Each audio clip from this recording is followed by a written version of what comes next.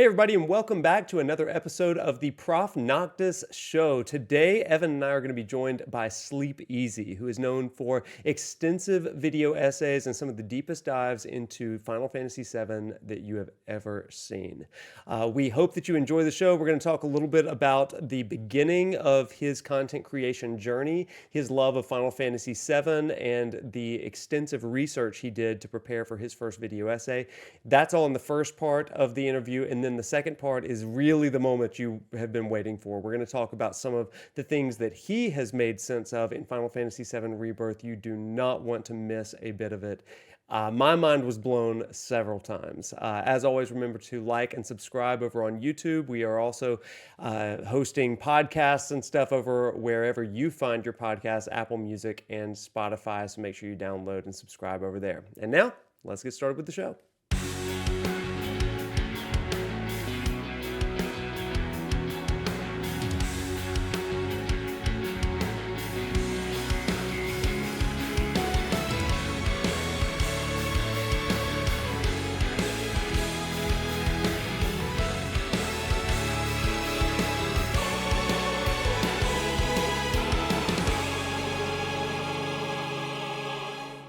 Hey everybody, welcome back to another episode of the ProfNoctis Show. I'm here with Evan, but we are really excited that today we are with I don't even know, galaxy brain of the one and only Sleepezi. We are so excited to welcome Sleepezi to the show. Welcome. How are you doing today? Welcome. Doing great. I know I already said this, but I am just thrilled to be here with you and Evan. I've been literally, this show has been keeping all of my attention on all of my car rides to my job, and every conversation I've just been listening to over and over again. You guys have been doing such a great job, so I'm just more than thrilled to be sitting with both of you today. That's really very kind. Thank you. That's awesome. Very nice. I love that we are getting into people's morning commutes or their commute to their job. I feel like, I don't know, I hope that's a good way to start your day. Yeah, good to it's hear. the best way to start. Any Final Fantasy VII fix that I can get, and not just from you guys, but all of the people that you've been having on. It's just been a good start for sure. Let me call a quick timeout. Wade, your audio is a little quiet. Did something change, or is something? It dropped from. Oh, weird. I can turn you up. I hate to. Just turn me up. Okay. All right, you're good now. It's fine. I didn't touch anything, so must have been on mine. I had you down a little bit from another call, so go ahead and talk again. Okay. Check. All right, now I got to take you back down a little bit. Okay. All right. I don't know. All right. Okay. Take two. All right, back to it. All right, so do you want me to start over? You can pick up from where we left off. Just pick up where we left off. Okay.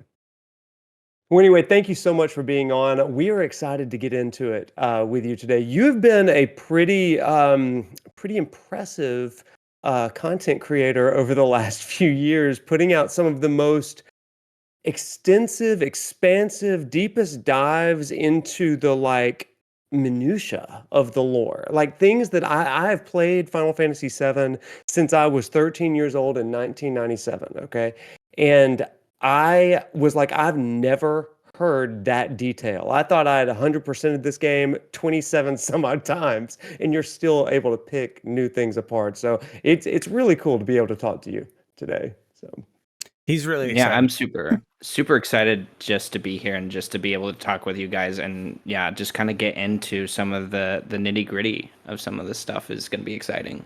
I want to talk about the nitty gritty because sometimes we'll start with, your history and your video game history, and I want to get into all of that, but you are known for the deep lore dives. And so when I was doing some research on your channel and some of your videos, how long does it take you to make all those timestamps? It's impressive.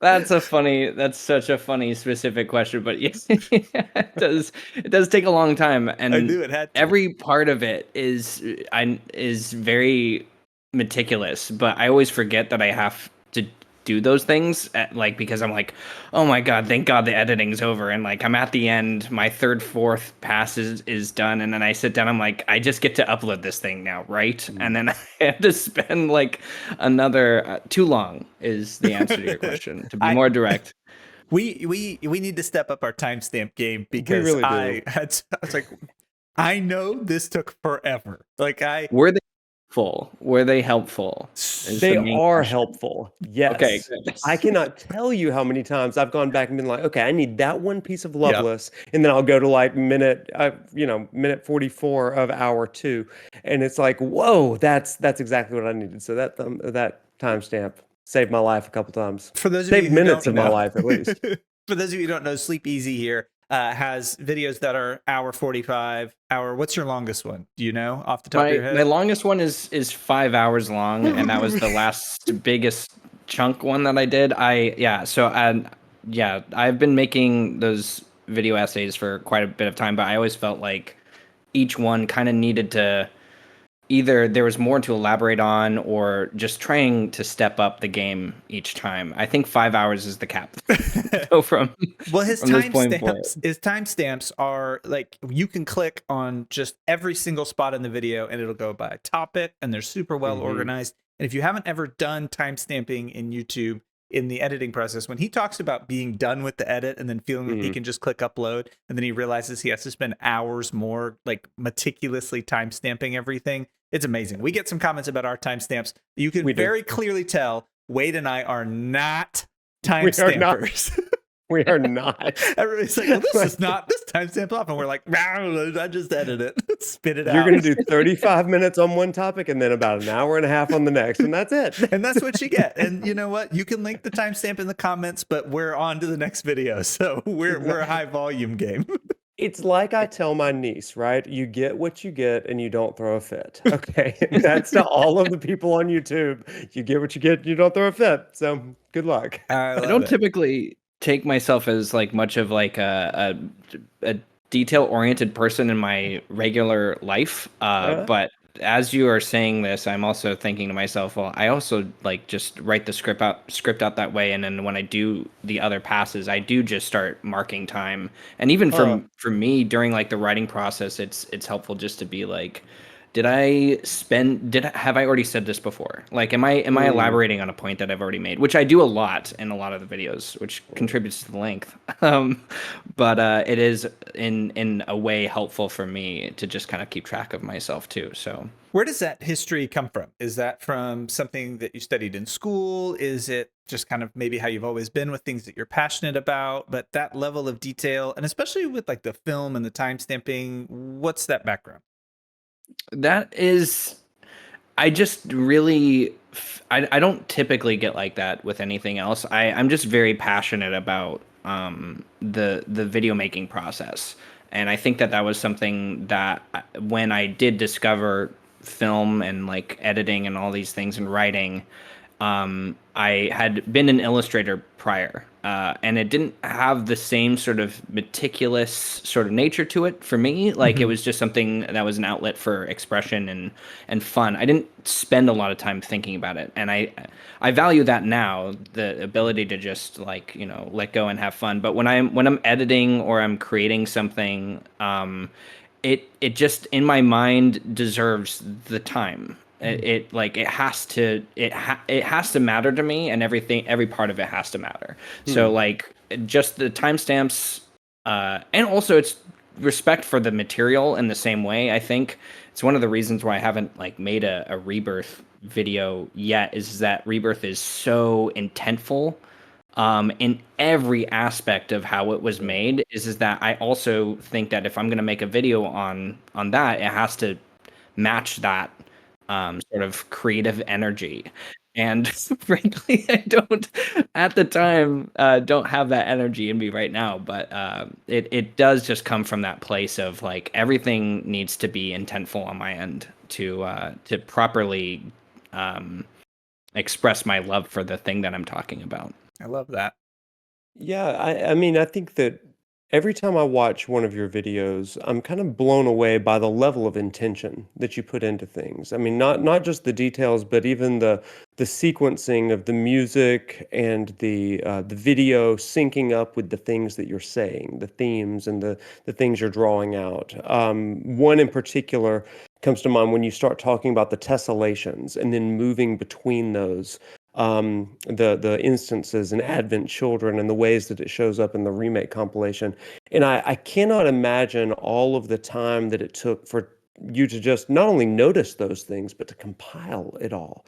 And so you really come in with this like almost 30,000 foot thesis, right? And then you're able to swoop down and bring us down to the ground level and then help us to see that whole picture. And I'm just curious, was this something that really hit with you when you began playing through with questions of remake, or was this something you were already thinking about with 7 before that and then kind of moved into content creation? We'd love to hear how you started making content on 7.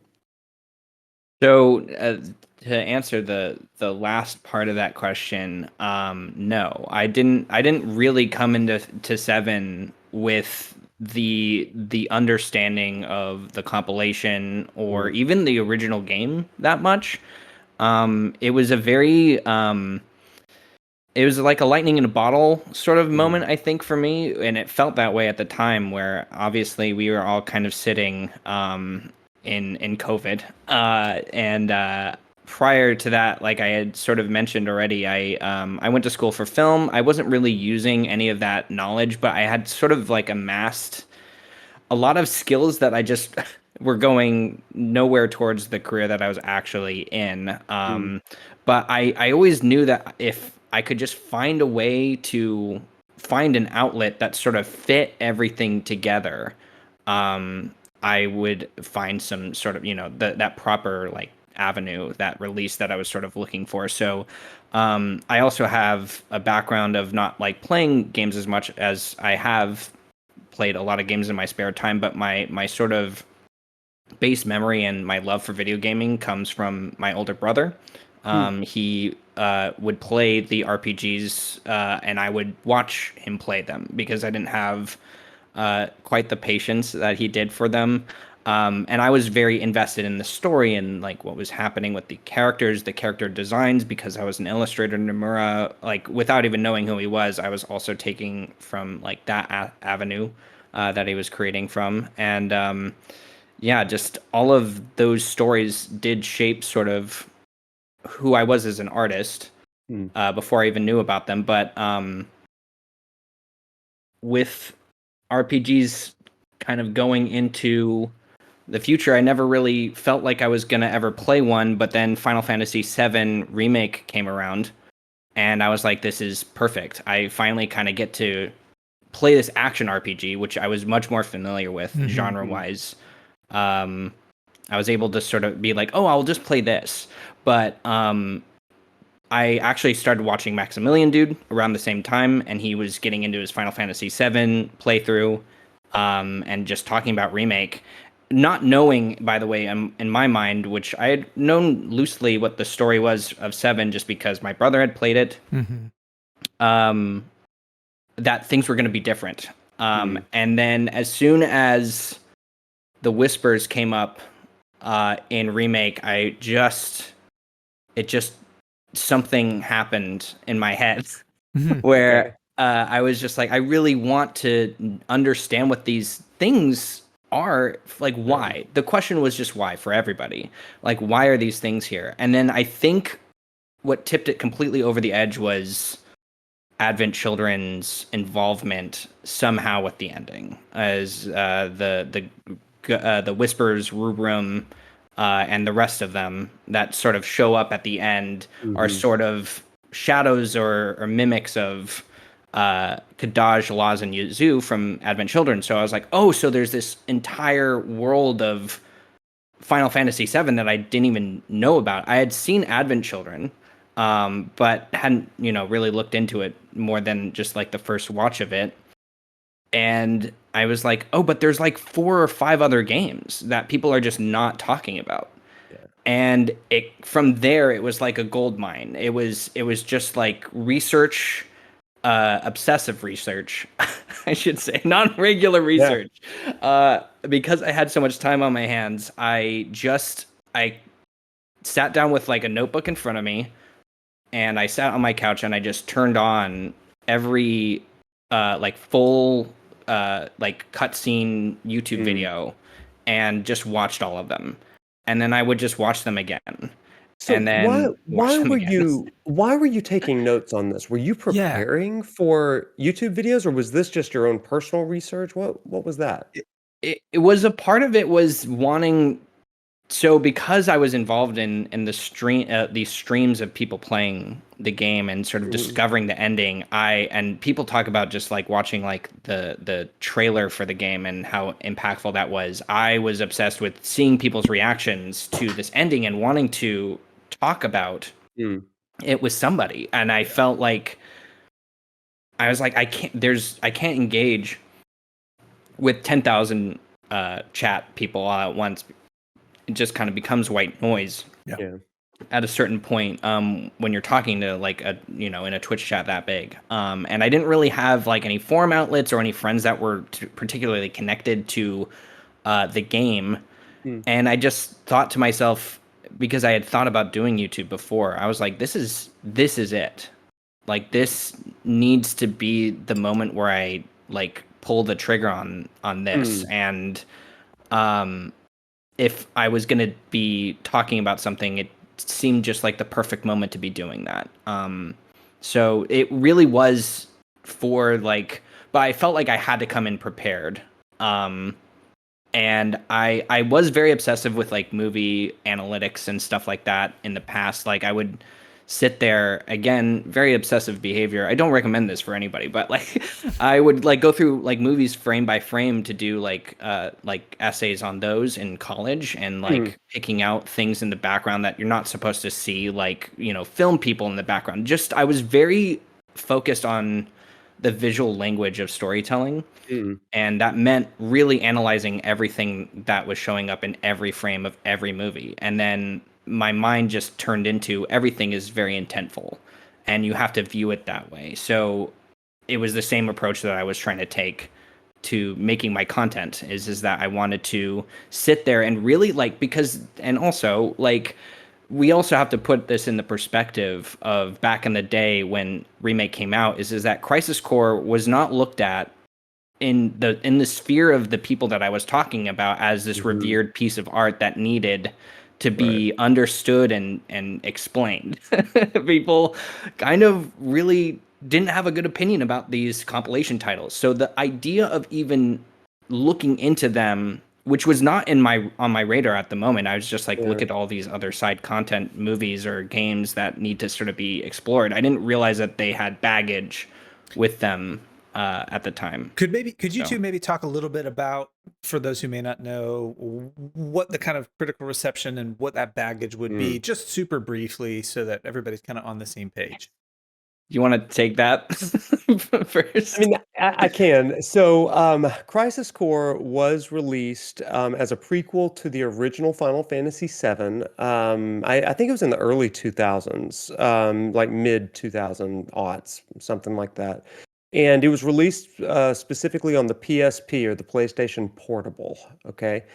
And it, how do I say this? It introduced new elements, new characters, and new dynamics that seemed to subvert some of the original incidents of the original Final Fantasy VII, introducing characters like Genesis and Angeal, and Cisne for that matter, but really expanding on this character Zack, who gets like less than 5-10 minutes screen time in the original Final Fantasy VII, right? So people didn't know. I liken it to a cognitive dissonance that people had. It's like, hey, are they changing this game that I love? How does all of this reckon with it? And so there was a lot of coping going on with that. It was not very strongly loved Okay, or we'll do this. received, We'll do I would this say. medical style. Dr. Sleepezi, do you concur? Yeah, I please. concur completely. Okay, great. With the Genesis specifically. Yeah. That's the heart of the issue right there. You see this spot on Crisis Core? It's Genesis. Okay. So I mean, you mentioned going back to Crisis Core, and I feel like I've got to say to you, like face to face here, you and something you said single-handedly changed my opinion about Crisis Core because I was always very shrugging of it. I think you were doing like a response or reflection video on Crisis Core Reunion. But you said that remake and the remake trilogy seems to serve as a sequel to Crisis Core, or Crisis Core is a prequel to the remake trilogy. And it completely transformed the way that I thought about Crisis Core. And now I appreciate it in a whole new way. Um, did you come to an appreciation of Crisis Core and acceptance of it? And how did you kind of do that? It's so funny that you said that because I actually, during like the research of it, it was, I think, the last sort of game that I went to out of like the core titles. So back then for me, it was the original game. Then it was Dirge of Cerberus and Advent Children. And then Crisis Core was sort of like the last one I visited. So I think by the time that I had gotten to Crisis Core, I had kind of found myself really entangled in a lot of what Advent Children was saying. And again, being somebody who wasn't as familiar, I think, as other people were with those titles, there's just so much to comb through. So by the time I got to Crisis Core, I did pick up some things from it, but I didn't look at it, I think, as much as I probably should have back then when I started. I found myself talking about the other titles a little bit more, but I will say that every time I go back to it, it just something else would come up, or it would reveal something else, and I'd be just like, am I starting to love? Am I starting to love this more than the other ones? I genuinely think that there, with the amount of intent, there's so much intent in Crisis Core, and definitely I think as remake was being played and I was looking into remake more, it just seemed that too many things from once I again was going back to Crisis Core, too many things thematically were just lining up. Lines of dialogue, the way that people, like the way that events were playing out. I was just like, there's so much here that can't be ignored. So by the time that I got to the 5-hour video that I made, I couldn't have the conversation that I wanted to have in that video about what I thought was really going on with the game without really spending, like, I think it's like about 2 hours of just talking about Crisis Core and just really nailing down to the audience. It's like, this game that you guys don't like, or just this game that you feel indifferent to, really is, like, regardless of your opinion, the pillar of what you are now seeing. So regardless of whether you're on the boat or not is one thing, but to really, you need to put that aside and you need to understand this game. So I literally just walked through it, but even in that process, I still look back at Crisis Core and I still think that there's more to talk about. But I think that's, to hear you say that, like, your opinion was changed about it in that regard, really does make me happy, because it feels like I kind of did that job a little bit. So Yeah, well, you nailed it. Truly, because I went in pretty skeptical to your video, not because of anything, but because you spent so much time on Crisis Core. I was like, if he's going to talk about this, like, he's got to do some heavy lifting to get me on board. Like, I trust him because, like, I trust his content, but my gosh, Crisis Core is a tough pill to swallow. But it you did is. it, and that was. As a guy that really likes good research, it was very clear that you had done all of the necessary prereqs to really make that case in that thesis. So A plus on that. I I appreciate give them that. out to Coming you, from a but that's teacher, A I plus. need that. I need that. Absolutely, Professor. Thank you very much. You said a statement. I felt like I had to be prepared. as if you had something compelling you that was outside of your control, that you needed to be prepared, that it was out of respect for the material and the intention of the developers and the writers. Is that how you feel about other things in your life as well? And where does that level of respect for authorship and creatorship kind of come from? Is that something from your past? Is that something that you grew to love, or were you always like that?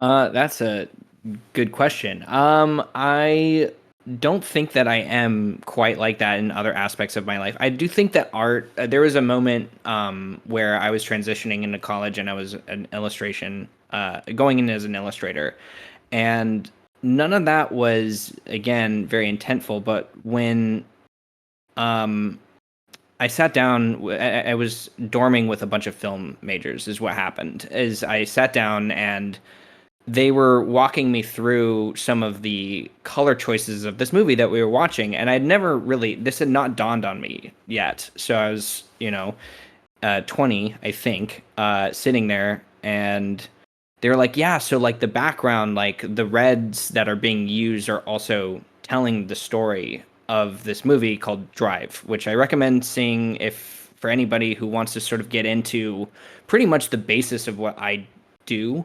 And like when talking about crisis score, it's very applicable to pretty much every art Mm. form, I think. But they were saying, yeah, they were describing that these colors, red and blue, were sort of signifiers of the story, even though there wasn't a lot of dialogue going on. And it just clicked in that moment that everything I'd ever been inspired by probably had somebody sitting there in their chair, a writer, or director, or an actor, were making these choices creatively, and that there, and then as the movie goes on, you're like, that it's right because the story is matching up with the way that these are being used. And so I revered that. I respect it. I only wish in my head that I also had this sort of I do have the eye for it, but it was like I want to also do that too. So Very I cool. think it, because of the way it just clicked with all of my interests, and it kind of made sense of everything that I had ever like been pursuing of, or people that I respected as artists. It just kind of elevated everything. So, and then I think in any movie or any media since then, if an artist is putting in that effort, and I am recognizing that there is effort there and that they are meticulously paying attention to these small details, I think it's worth watching and discussing, even if it's not Mm. like, maybe the greatest piece of media ever. I just have an immense amount of admiration to be able to create that. So the effort of meticulousness is more just me just being like, thank you for making something that is engaging me on this level. Like I don't do a lot of those edits, don't, or the music choices that you guys were mentioning before. All of that is just from the game, and like Hmm. how that made me feel, and the choices that they made. So I think I want to show that effort also reflected in my video, so that people also are recognizing those same things. So in itself, it's also, to me, like a lesson, Mm. like editing that way, like talking about tessellations and all that other stuff, and the music choices. It's all meant to flow and sort of uh, partner up with the themes that we're talking about in like any of the essays. So um, only out of admiration. There's so much charity and respect for like humans behind the art in your Mm. response and attitude that I think is just really admirable. And just gives energy, when I hear you talking about it, it gives energy for me to look at things with that lens, because I think we move really quickly through life, and Yeah. we have a lot of media tossed our way and a lot of things flash in front of all the different screens that we're in front of, and we're kind of on to the next thing. But having that attitude of pause and intentionality and being present is really cool, and I love the way that you shared that. I will share, my brother and I were on a vacation, and there was an elevator that we would always hop in, and when we were getting the elevator, it was like a neon lights, kind of muted neon lights. And he would always slowly turn and look at me and go, I feel like I'm in a Nicholas Winding Refn movie right now. But then he kept saying it, and then one of our other friends hopped in the elevator, and it was just me and him and a couple other guys. My brother wasn't there, and he goes, I feel like I'm in a Julia Louis-Dreyfus film right now. It's all applicable. It And all makes sense now. I just could not. I could not stop laughing about that. So no, that's really. That's so cute. I did that stuff with my brother all the time too. But I think that's so funny. I'm so shocked that people make those kinds of connections too. The fact that the brain is able to elevator scenes. That's what I'm trying to say. No, elevators. If you've seen the movie Drive, you know about the elevators. Yes, you will not forget about the elevators. Well, wait, I have a couple questions about like sparking creativity and things like that, but I wonder if there's anything that you're curious about before I get into those.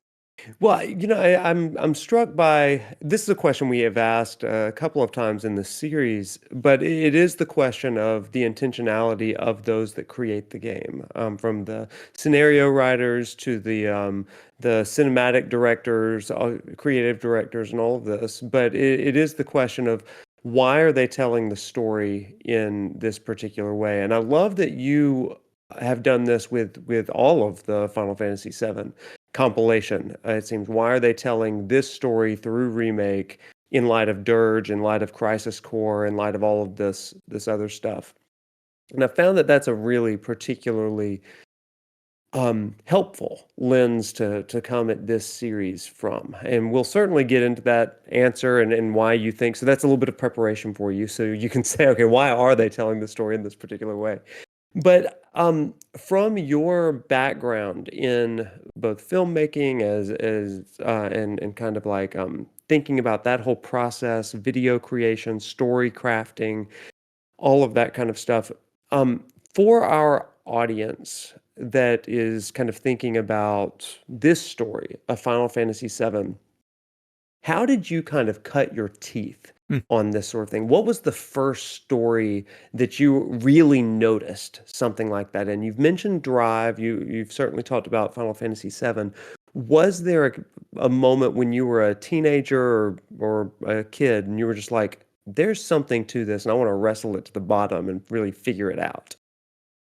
I think back when I was a teenager, I probably didn't really have. I think I always had media that I really connected to, like animes like Cowboy Bebop or Neon Genesis Evangelion, or even I mentioned before this anime Die Buster that I really like, which also has a lot of color themes in it, which is, I think, obviously a theme that keeps running through a lot of the media that I talk about. But this actually, Die Buster would probably be the choice. And it's just sort of which is again a big discussion that I have in Remake with like Red and Blue. I had it with Drive, and it's the same with this, where I just the imagery was very captivating, and a lot of anime does have like that sort of production value, depending on the production itself. But a lot of it is this very intense visual storytelling. Animation has so many layers to it because you are spending so much time on an image and a sequence that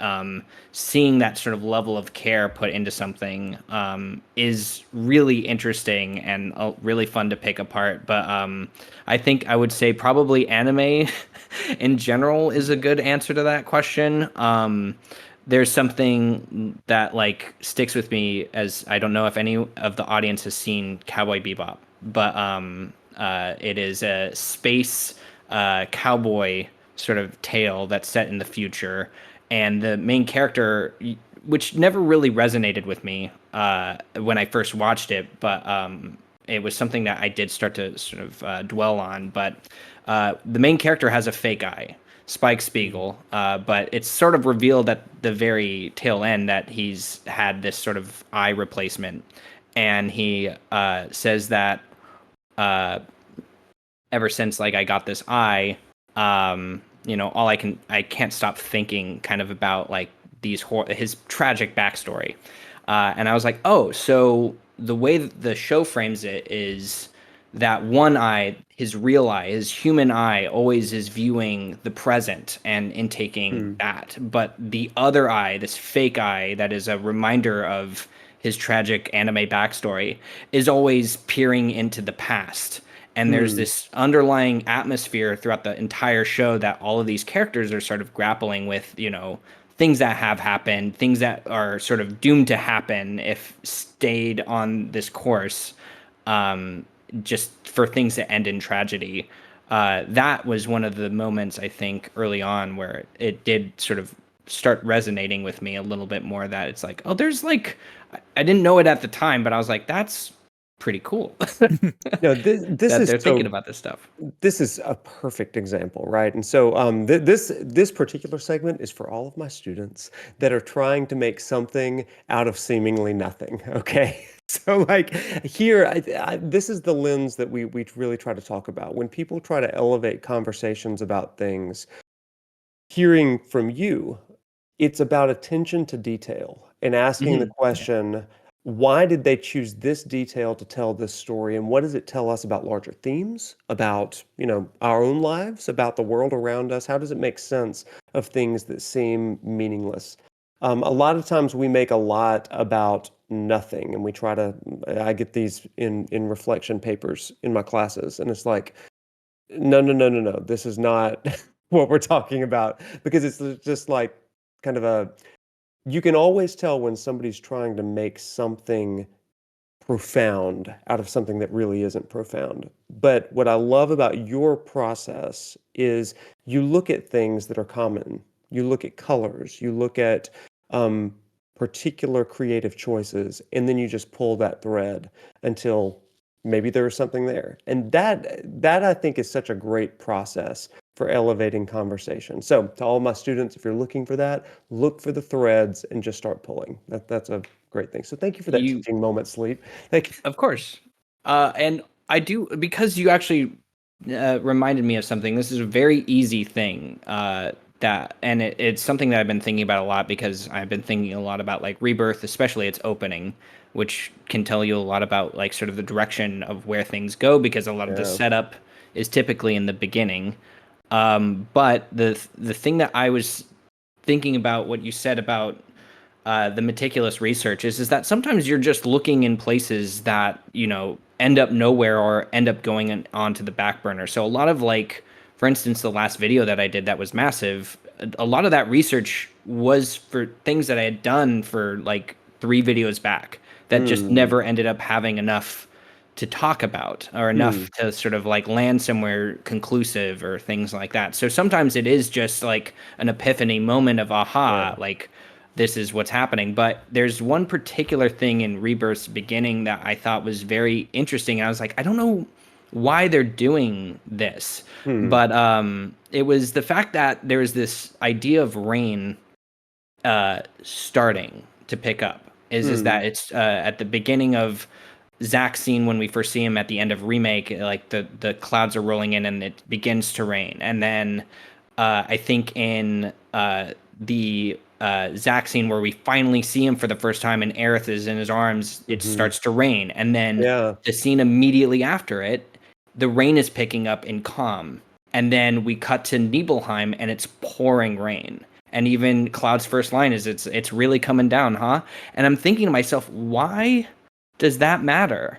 Why is Hmm. this a constant choice? And then it started to, because we all know that these moments are connected, but because of this discussion of layers of reality are coming up, is that it's, oh, these are all connected. One is Yeah. affecting the other. It's all somehow linked, and it's not coming out and saying that, but just through the sequence of events and the way that the sequence flows, it does feel natural. You just might not Yeah. realize it. And I that was something that came to mind as you were talking about sort I of had never thought about that. I'm gonna have to go watch those cutscenes about a billion more times. I thought I'd watched them enough, but that is a huge thread. Oh my gosh. I, Thank you for yeah, that. it's I, really fun.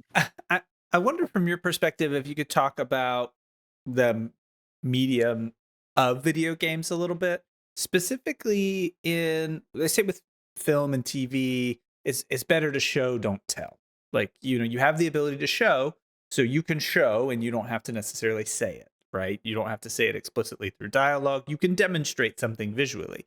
It seems that video games add this element where you have a story and you're following it and there can be dialogue. You can have a show where something can happen on the screen in a cutscene, but then you have this other element that isn't present in film or books where you can say show, don't tell, but also now experience or choose or live. I wonder, from a storytelling and the way that people can engage with the meaning behind some of the decisions that developers make, what you think, as you've kind of grown in your experience with video games, you think makes that unique and how it's impacted you. I think just because they are different mediums just by default, like the way that storytelling unfolds in video games is very different, and I think it probably has like the biggest advantage because like a lot of what we're talking about with like background imagery, colors is something that I don't think a typical audience needs to necessarily engage with. There are other elements of a story, like for instance Drive stars Ryan Gosling. You can just engage with that. Yeah. You might just be in the theater to see him because that is the power of like film or like an actor's presence. It's like, or you're just there because you want to see a heist movie, or you're a fan of the directors, whatever it is. But I think typically people go into the theater and kind of shut their minds off and disengage, I think, less than they are engaging, or they're just opening themselves up to just feel something, which is also very powerful. I think games force intentionally force people to be engaged. So like really simple one is the art of discovery in video games, which is often talked about as like sort of a baseline teaching method of like intent in video games is that you give a problem to the player to have them solve it, like a puzzle or something like that, and by them solving it, it makes them feel smarter. But that is something that they've gained. They've now earned something themselves. And because it's their doing that they figured it out, they hold a certain level of ownership over that thing. And I think the ownership of an idea or how it affects you personally is ultimately what like all of these movies are trying to do. They're all trying to accomplish this goal of making you feel something. But video games just does it so effortlessly. Wow. So I don't think that was like the intent originally when games were coming out. It's like just this visceral thing. But I think something as simple as like, for instance, like one of the, and this is something I was going to mention before, but like one of the earliest games I remember playing or watching was Chrono Cross, which is the not so favorable sequel of a very famous game that I did Had you not know played? about. So you did not play Chrono Trigger I before did not. experiencing Chrono Cross. Wow. Chrono Cross was the first, and it was the same thing with Xenosaga. So And I Xena. didn't even know Xenogears was a thing. I didn't know that Oh. Chrono Started with Trigger was a Empire thing. Strikes Back. We're just Yeah, worked our way back. But it was that moment, and it is a moment that I experienced in Chrono Cross before I experienced it more in like 7, because I think it was more of a 7 move. But there's a moment in that game where you as the protagonist become the antagonist, and you have to fight your party that you have literally been building this entire time, and you get destroyed. But the moment right before that is that there's like a flash on the screen, and then you try and move your character and you end up moving the antagonist instead, and you're like, oh fuck. Powerful moment, right? Very powerful, but just that moment of being like, and then realizing that you've lost all this progress. It's a very profound moment because you are the person who earned this stuff. You are the person, and then it just furthers investment. So I think that's also, just to rope it back into Rebirth, why Rebirth is so amazing as a video game, because by itself it is an amazing video game. You really don't need to engage this really heady other element of it and analyze, when the rain falls at the beginning of the game to really enjoy the experience. But it's because it's doing all of these things, and it's delivering all of these experiences at the same time. It just, I think at some point in the game, and as I was playing it, it's like I think the art of Rebirth is by the end of it, even if you don't feel like you understand the minutia of the compilation or anything like that, I think the player understands that all of the elements that they have experienced have built up thematically, gameplay wise, and story wise to that conclusion. And I think that in itself, just to make any art like honest to like a gamer, a regular gamer, have that moment is the power of the game. It's very powerful. I can talk about that for another 5 hours. Yeah. Sorry. So well said. I really enjoy the way that you kind of take these concepts and are able to interweave their individual components of my experience. And you're saying it, and I'm going, "Yep, he's right. Yep, yep. Oh yeah, that is how I felt.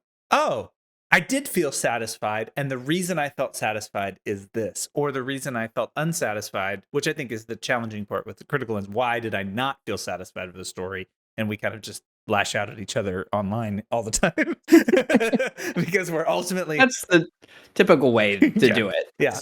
That I think that for me is I just really enjoy the way that you explain that.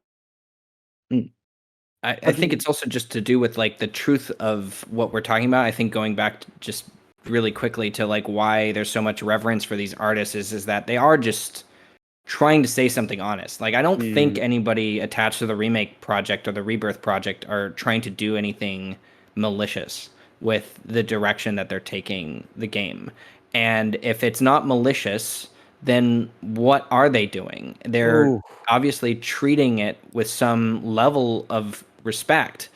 And so if you just know that that's not where they're coming from, it really does make it very easy to be like, even if you don't understand something, you know that there's a reason why they did it. So if you know that, then why aren't we looking for the answer to that? That's my question. Well, But not typical. you've hit something really important for fandoms in general, right? And this happens in Final Fantasy, Star Wars, Lord of the Rings with the new Rings of Power series, and all of this. And somehow you've been able to adopt an assumption of positive intent for the creators of this series. How did you do that? Because a lot of times Walk people us do step by step. step by step, please. Well, Because I mean, you're on online discourse. You hear this stuff, and there is a whole idea of they're ruining this thing, even though they're co-creators of the original. You know, how do you do that and assume positive intent in the face of things that really call that into question? I definitely don't want to. I will start off by saying is that I think at some point during research, so a perfect story. So as an example of this, I when I started off creating content, a lot of my introduction to the larger fan base of the community of Final Fantasy VII Mhm. was seeing my content weaponized to a certain degree to sort of Mm, disprove other people's thoughts or to dissuade them from thinking one way or the other about the game, or it's like this guy has already figured it out, mm, or Max has this figured out, or whoever you were like kind of following at the yeah. time. That was kind of how a lot of theory crafting in general was being treated, to a point where it was like genuinely, I think, messing with creators who were just trying to speak their mind at the time about how they felt negatively, maybe even perhaps Yeah. about the game. And that's not where anyone is coming from when they're making this. I started making the content based off of the passion for just the information of Mm, like wanting to tell people. I just wanted people so badly to know that there's this whole other perspective to have on this game because no one yeah. has looked at this stuff.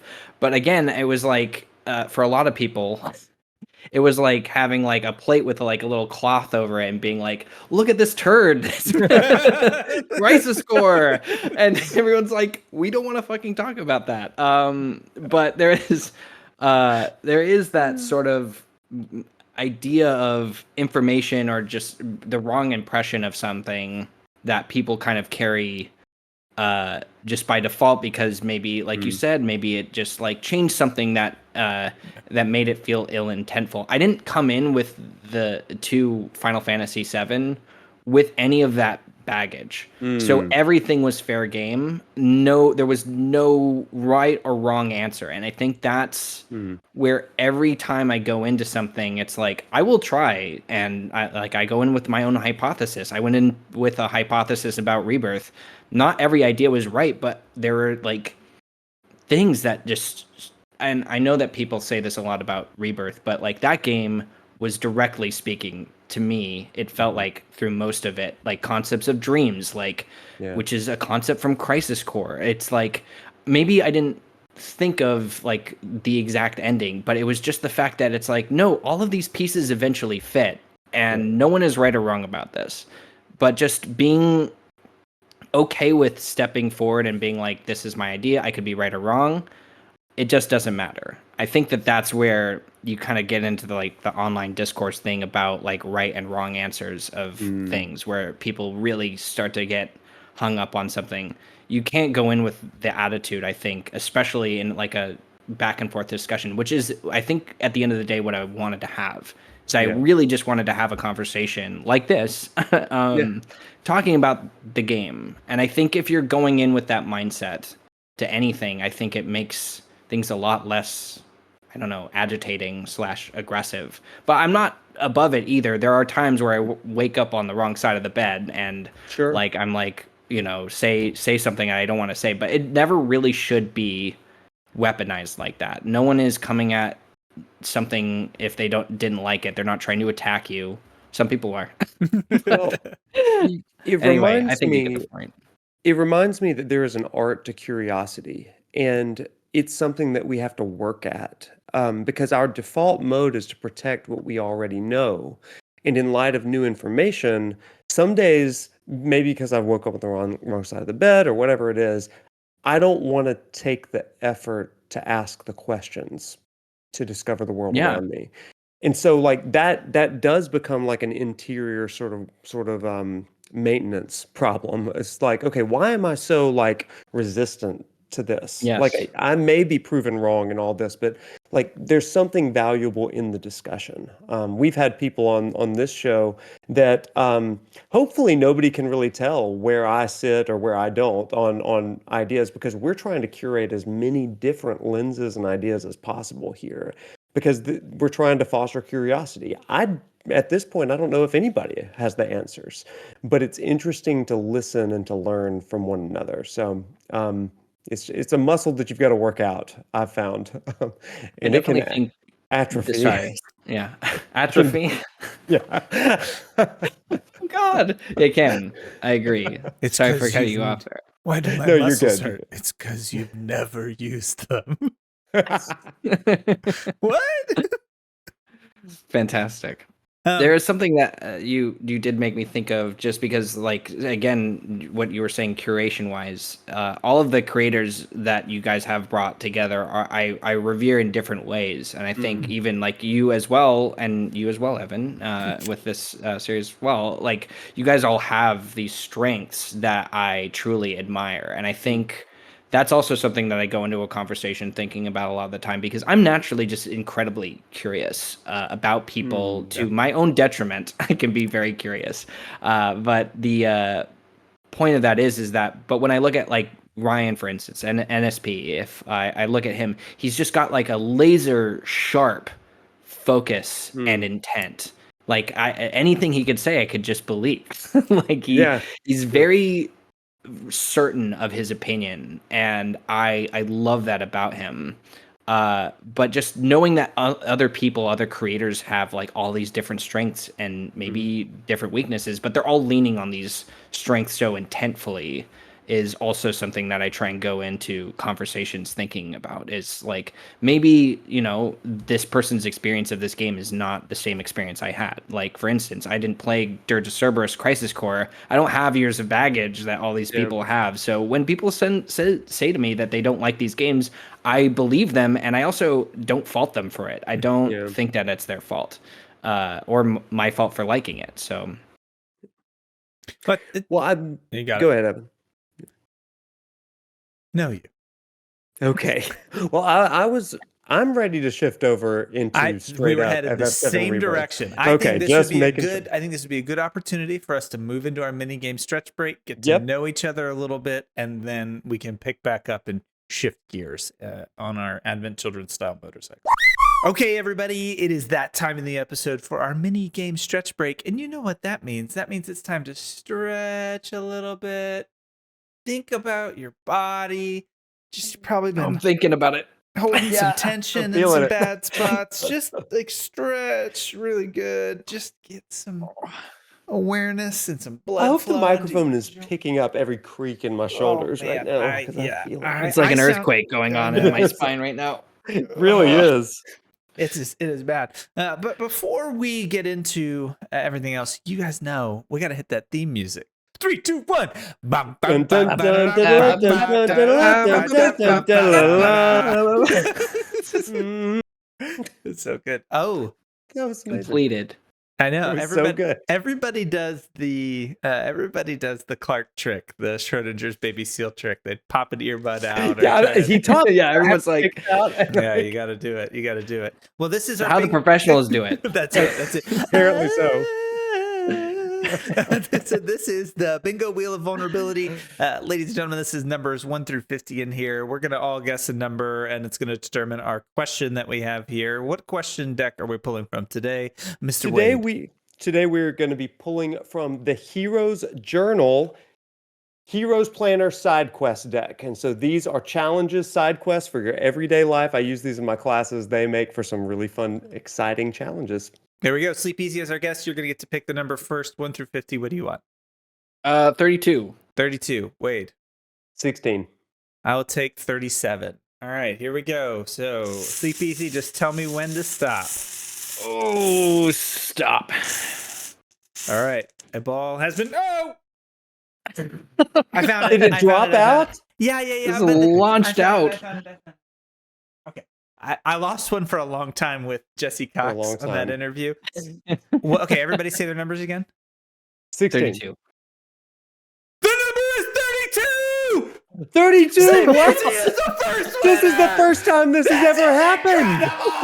Oh my gosh, you How won. does that happen? The greatest day of Oh my life! gosh, this is amazing. Yeah, we've waited for this. Oh, For a long I don't know. time. We never even talked about what would happen What if you someone do. Yeah. got it. I don't know. know. Like maybe we should remove the ball and Forever. and forever. In memorialize We're gonna Sleepezi. have to figure out what to do. You're gonna have to Just send it to me. I don't know I'll keep what it for to you. do with myself right now. We weren't ready for that. I can't believe it. I just want to ponder it. And here's for everyone. It's the Is it proof. reversed on the camera? No, it's perfect. Okay, great. fantastic. I have mine mirrored. in Everything all of is its synchronous. glory. Dude, honestly, In we all of need its to maybe glory. send it to you and have you sign it and send it I back would love or to. something. I will sign Oh, it. that would be I will That'd sign be that great. 32 ball. Oh I've never my- been so excited. me either.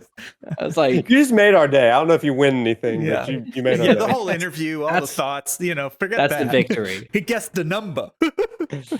All right. So in that amount of time, I've been able to count out 32 cards from the side quest deck, and here is the side quest. So it's typically in the form of a challenge. I turn it into a form of a question. So the side quest is: listen to an album start to finish, no pauses and no skips. What is an album that you listen to, no skips, start to finish, no pauses? What is the No pauses, one that no you can skips. just go I got for it. every single I got time? Electric Light Orchestra Time is one that I like a lot. Ooh, Little ELO. Yeah, ELO. It's excellent fantastic. choice. What is it One of my about that favorites. album that sticks out to you? Just anything that you like about it?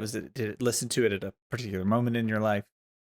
I did. There's a particular animation that I think Gainax, shout outs to Gainax, did. One of their first projects was for a con that they did, and it has copyright out the window, Superman shows up, Spider-Man, Alien, Transformers, it was for some big con for, I guess, comic books and like media or something like that, that they just fan animated, and they play that song in it. And I loved the song. I thought it was very inspirational. And then I just ended up going to the album, and it always puts me exactly where I need to be mood wise if I'm ever like, out of funk or something like that. So Oh, that's great. that's mine. So good. All right, Evan, what about you?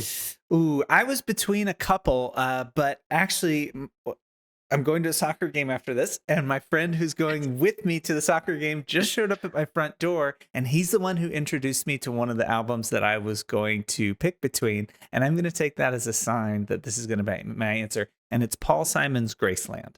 I love Paul Simon's Graceland. My friend who just came in is the one who introduced me to it. We used to listen to it in the mornings when we were riding together in the car, and I'm just absolutely in love with it. So that would be my answer for this one. Or Lateralist by Tool. Okay, another Two excellent choice. wild ends of the spectrum. Yeah, very wild. I was like, ends of the wow. spectrum. So what about you, Wade? Oh man, so I'm kind of torn between two as well, but they are from different points in my life. But the first one would be John Mayer, Room for Squares. Oh yeah, It's love just it. straight from my high school years, and I'm like, God, Yeah. early college, absolutely love it. Great time in my life. But the other one that I like, just will always listen to, is The Killers, Hot Fuss. Mm-hmm. That album, beginning to end, nothing makes me more excited to work out than Mr. Brightside. So I remember listening to that entire album every time I would go to the gym for like 2 Coming out years. of my cage and I'm doing just fine. Are we jazzercising? What is this? We are. Do you have weight? This is our stretch break. That's it. came This is back our stretch immediately. break, everybody. Yeah. All right, now that we've got a copyright move. strike from my cover of Mr. Oh, Brett. you fail Perfectly the gold insane. saucer, but you nail the Killers every time. Yeah, that's exactly it. Well, I don't. If the Content Network could pick that up, it'd be impressive. So let's get one more stretch, everybody. We Yeah, just one want to more. say we hope that you're having a great day wherever you find yourself. Thanks for participating in our minigame stretch break. Thanks to Sleepezi for being our Yes. first ever bingo wheel of vulnerability winner with the number 32. We'll figure out what we're going to do with this, but this is a momentous occasion. And let's get into the rest of the episode. All right, now this is the moment that I've been waiting for personally. We've tried to establish your credibility as a creator, examine just all the ways that you think in the lenses. Now we've got to freaking get to Final Fantasy VII Rebirth because, like, I've been sitting here on all of these questions. I just want to ask one. Then we'll end You the interview. and then we end it. When you finished Final Fantasy VII Rebirth, what was your immediate reaction? Were you elated? Were you confused, depressed? Where were you? Physically, what space were you in? I was in multiple different layers of reality all at once, and That's the only right answer. there was definitely a sense of like calm for me. Mm, I felt like I had just played a game that had sort of it was bigger than I ever could have anticipated. I always went when I went into it, I was like, I have overthought this to death, and there's no way that this game can get anywhere near like, maybe some of like the most fantastical elements of what I had imagined in my most wildest anticipations Yeah. of this thing. And from beginning, especially in the end, I was just like, I had developed such a fondness and I think a closeness to the language of the game that it just, everything as it was happening felt very straightforward for me and not as confusing as I think that I was anticipating, but all for the right reasons. And also debatably, and I'm sure people will definitely fight me on this, but I walked away being like, I can't believe they didn't do this in the original Final Fantasy VII, some of the decisions that they Yeah. made. Not the whisper part.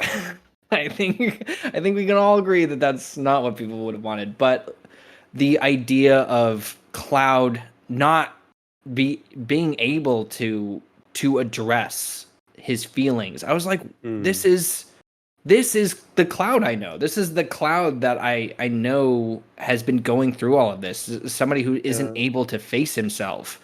Like, why wouldn't that have happened when something so damaging just happened in front of him? Uh, to be elaborate on that a little bit more. Just to say that Aerith's death, Zack's death being very similar. All had Zack's death being repressed, and then Aerith in the original game just being accepted. Mm, And to not accept the death of this person felt very true to the character, to me. Uh, Everything else was just, my fan fiction that I'd always wanted to see happen.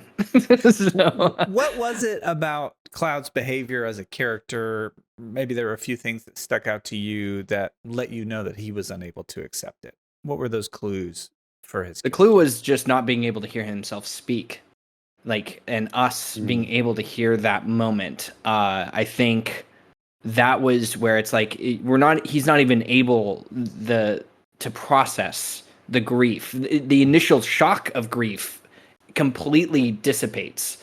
And I think this is also something that I love about the ending, and it was something that I kind of anticipated prior to getting to the ending, is that I did not think that we were going to get the ending in the way that everybody wanted the ending to be. okay. Meaning that I was certain that the developers were going to make a decision intentfully to not make us as happy as we wanted to be made. Because Remake had kind of laid the groundwork for Yeah. that specifically. Yeah. Um, but I will actually rope this back into something that you've been getting into a little bit, Professor Noctis, that I also picked up on, and I was like, "That's it. That's the key." There is there's a dialogue that Aerith has in the beginning where of the game when she's describing Sephiroth, Mm, talking about how he's not dead or alive; he's just kind of around. mm-hmm. And the thing about Sephiroth as a character is that essentially every aspect of him is a reflection of a real thing that does exist as a function in the world. So Sephiroth is the shadow of Cloud, for instance, is a very easy thing. He is the epitome of all of his desire of his image that he wanted to be. Being Sephiroth was what Cloud wanted to be when he grew up, Mm-hmm. and all of the horrible things that are sort of attached to that. So the point of that is that the feeling of aroundness is the feeling that I got immediately when Aerith died. Is Mm, that it wasn't, and there's another line that accompanies this in the Temple of the Ancients where Aerith says that just because we know that our loved ones are like somewhere else, like in the live stream, doesn't make it easier mm-hmm. to like to stomach the loss of them, or that Yeah. they're not here. And that's how Aerith just immediately starts to feel. Hmm. Is that there's never the full effect of her after that scene. Her presence in the party, her presence with Cloud, it doesn't feel natural or Mm, settled, and it actually does its best, I think, consciously to not feel the same. It's trying so hard not to hit the mark with that resonating feeling of comfort that she has been providing for Cloud, so that everyone's like, this just doesn't feel right, and obviously we know that something is wrong. Um, so it in that sense, we've kind of transitioned into that sort of Advent Children Aerith, and it actually adds such a huge weight to that depiction of that character. mm, Um, I saw Advent Children recently again in theaters. I'll discuss what I'm mentioning in regards to Advent Children. Is in Advent Children, Aerith does appear. She is still dead, but you never see her face She's just like a touch, a feeling, like flowers around Cloud. So like the smell of her flower, Mm-hmm. as is referenced by Marlene in like in the bars, is that she smells like flowers. Um, all of these senses of her are present, but she isn't necessarily. Yeah. So she's just a presence. Um, that I felt really nailed home exactly what it needed to do Hmm. for the audience. Is that it really shot shot off into whatever direction, and I think it did elicit a lot of visceral reactions, being like, we didn't get the water altar scene the way that we wanted it, we didn't get the burial scene, all of that very intentionally. um And so just to kind of recap, you are saying that the reason we didn't get the water altar scene, the burial scene, that sort of stuff, that is because why? is because Cloud just couldn't handle it.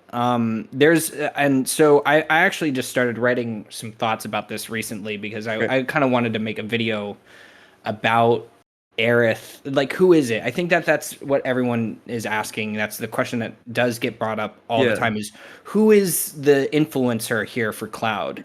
And I wanted to say I just think it's completely Aerith. Like fully Aerith, and I think not Sephiroth. So So this is why I asked that question, right? Because like on the surface, it's very much like Cloud can't handle this, but who's the catalyst for that? Is it Cloud? Is it Sephiroth or Genova intercepting and creating this distortion, or is it Aerith? And oh, if there's such it's a if it's any of these, why? Why would they tell the story in this way, using these characters and their motivations? so you've touched on something very like a much larger conversation that I will try and keep very, very contained to just kind of move forward Fair. here. But the way that I look at intent in art, which is very reflected in Final Fantasy VII, is that every small decision is a representation of a larger choice. Okay. So in fantasy, this is why this is so powerful, is because the character's feelings can ultimately be reflected on the largest sort of world scale function. In this instance, it's like the live stream. Hmm. But in this instance, it's very, and this is something that I've brought up in so many videos, is that as an example, and one of the very first, like, this is exactly what's happening sort of moment for me, is that Cloud's sort of inner battle with Sephiroth, as depicted in the original game, is also noted as being the heart of the planet.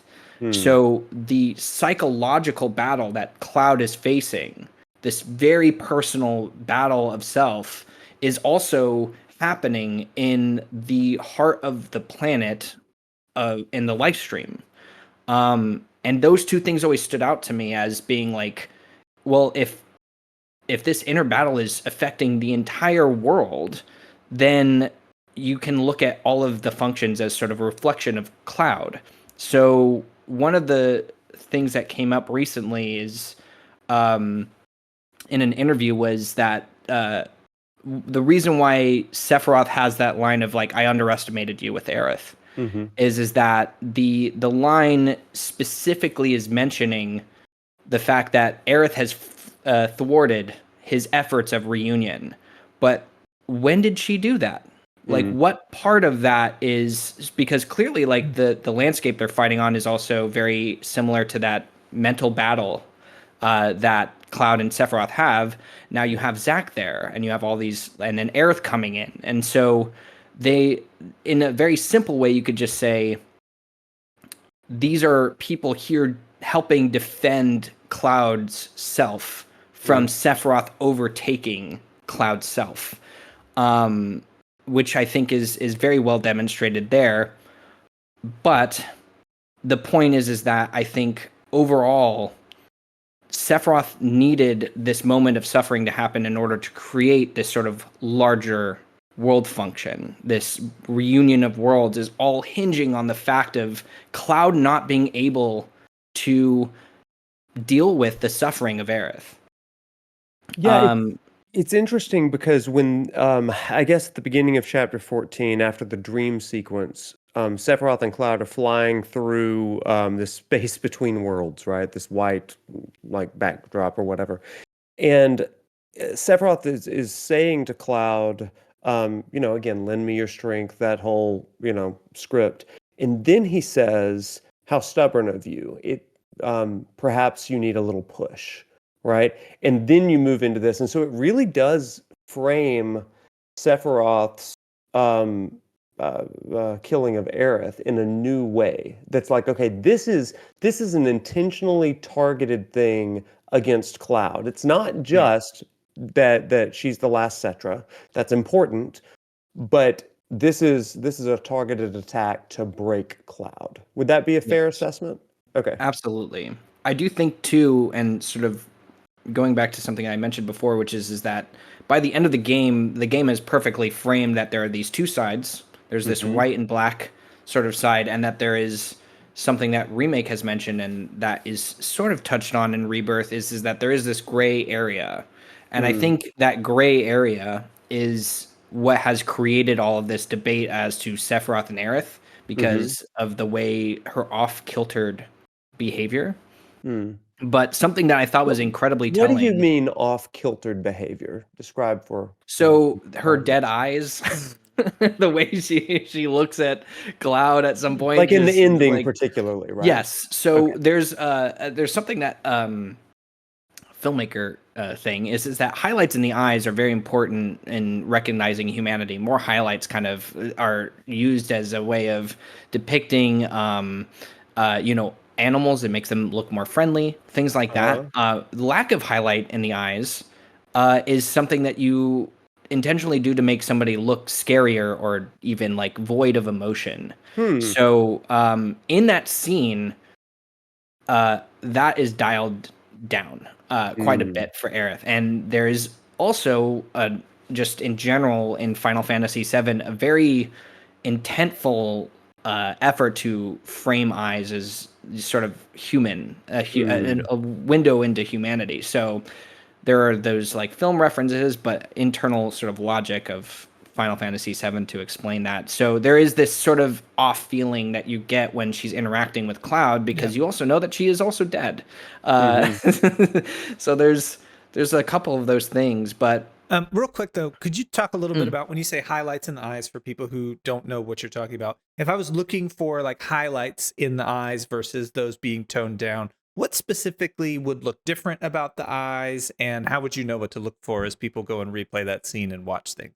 So the white in the eyes that is being caught, like even in the light that I have here, is the highlight of the eye, which is just being caused by just a source of light that is being directed and the reflection off of the eyeball. So there's that, and then the lack of that, which is I'm doing a pretty You're bad doing it with job. your face right now. Yeah. Yeah, No, exactly. it's great. Is that it just makes my eyes noticeably darker. Yeah. And then and then obviously obscuring anything also creates a sort of You immediately look more sinister. Yeah. thank you. Well, That that's was how what you I was do it, going everybody. wow, for. Sleepezi, you look remarkably sinister this afternoon. Thank you. No, that's great. That's super but helpful. yeah. Sorry to distract. You mentioned some things about color in the first part of the interview today. I wonder if you have any thoughts on the scenes where there is a rainbow reflection, because that's an interesting color choice, and I'm curious about your thoughts on the intention of the directors. I think there was a very clear intention. For instance, so one of the things I paid a lot of attention to in Remake was the flowers. I was very interested in following Aerith's flower and how it popped up in certain scenes. Yeah. But there was also this other purple flower that is referenced on the back of Rufus's coin that I looked into, which is a Mandragoria flower, which is a purple flower, and purple being the sign of death. And I think they even mentioned it in an Ultimania that's sort of like the reference that is being made there. Mm. Purple is a very notable color for Sephiroth, the Whisper Harbinger, and all sorts of things. But I think going away from remake, there was actually sort of the intent to show a variety of different flowers. Multicolored flowers. Like one of the first quests that you do is like picking flowers with Aerith in the field again. But Cool. I think that they sort of broadened the spectrum of the focus of it. Obviously, Aerith's flower still holds the same meaning in that game, but I think the idea of rainbows as a color choice is to signify the variety of what the live stream ultimately holds as far as different types of people, different memories, different lives, different shades of life that those represent. Whereas the color choices for these two worlds, for instance, that Aerith and Sephiroth seemingly represent through these two different whispers are white and black. Very basic, extreme colors. And from what we even know of the original game, like for instance with like the weapons and what we see end up happening with Holy is that Holy does not necessarily represent a good for all of humanity. It actually has the potential to completely destroy it. Yeah. So there's that super far polarity of white, and then black also being the completed self of only Sephiroth, which Hmm. is just evil incarnate essentially, and just ego, which is something that you guys went into recently. So there's Yeah. the one for all, Yeah. which is the Sephiroth sort of mentality of I'm only doing this for myself and all will just be me. And then what Aerith's world and sort of like what Zack and Cloud are fighting for, which is sort of um, the lack of self, but still with expression Mm. in some way, and the meaning of that and the importance of that being retained even after death is always the thing. It's been a very constant throughout Sephiroth and Aerith's conversations too, of like what they're ultimately trying to accomplish is sort of like one being acceptance of all life and death and the function of that in Aerith's side, and then the denial of those aspects in Sephiroth. So Very what fun do you think conversation. that's no, that's amazing, right? The acceptance of Aerith and the denial of Sephiroth. So what is Sephiroth trying to do?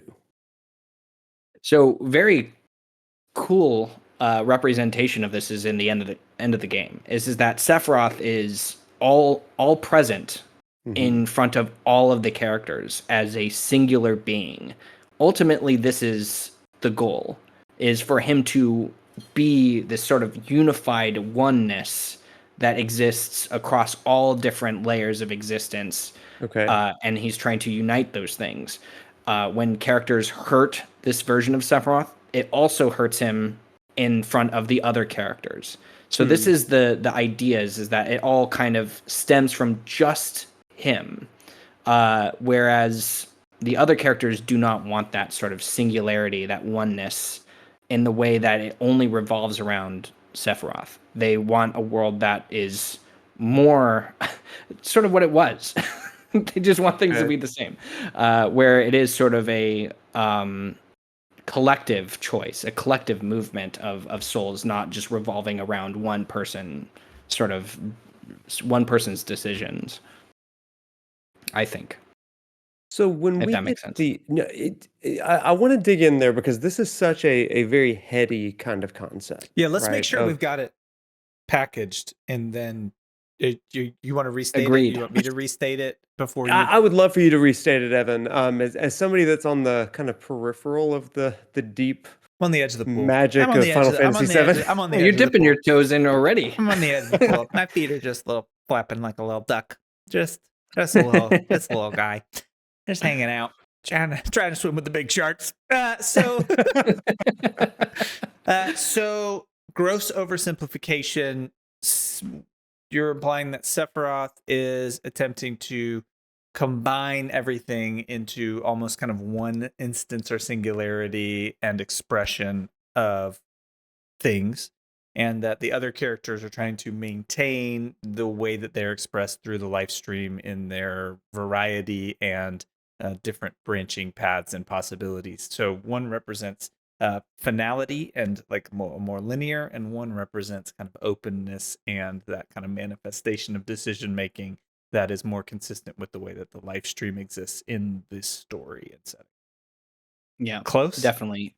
Yeah, I think that it's also very well illustrated almost in the scene that you already referenced, Noctis, which is just the scene where they're flying through space and the fusion of these two sort of worlds as it's depicted, and the screams that follow are literally just the idea of like that independent ideas, like these different things just losing all meaning and just becoming this essentially just a tool for Sephiroth to use to further his own means. So it's not about the individuals in the live stream. It's like, what can I use these for my own gain, rather than viewing them and savoring them. There's a line in Remake at the edge of the highway where Aerith is very intently illustrating to Cloud and the party that these moments and memories are very precious and fleeting,